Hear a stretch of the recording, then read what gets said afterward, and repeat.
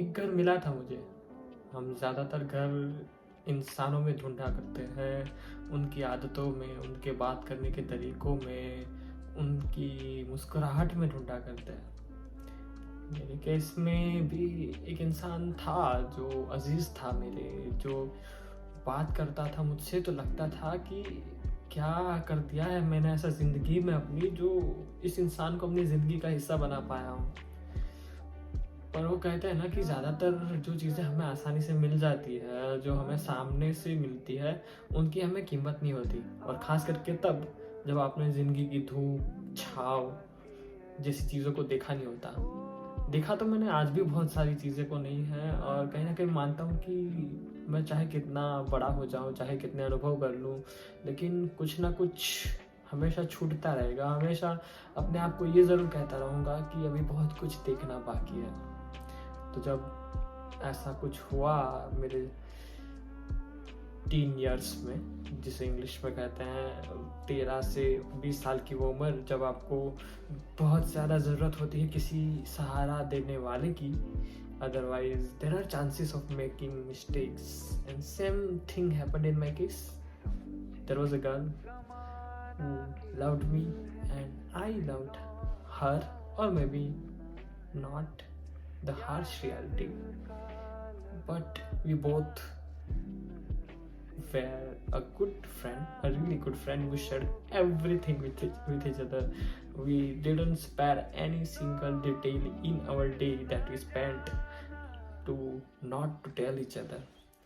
बहुत सारा enjoy किया, बहुत सारी मस्ती की, और जैसा कि मैंने कहा, चीज़ों की वैल्यू तब कम होती है जब चीज़ें आसानी से मिलती है, और मैंने भी उस कीमत को नहीं समझा जो उसे मिलनी चाहिए थी। तो आज वो मेरे साथ नहीं है, लेकिन मेरा मानना है कि कहीं ना कहीं जहाँ भी वो होगी, खुश होगी, और उस मुस्कुराहट से मुस्कुरा रही होगी जो मैं उसे कभी दे नहीं पाया, या फिर वो डिज़र्व करती थी। और बात करते हैं मेरी, तो मैं अभी भी तलाश में हूँ किसी ऐसे आशियाने की, किसी ऐसे घर की जो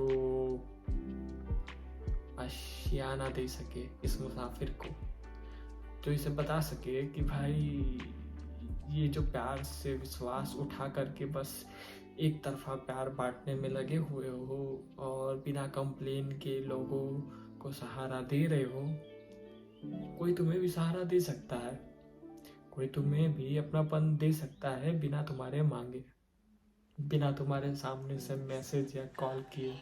कोई तुम्हें भी सामने से मैसेज या कॉल कर सकता है।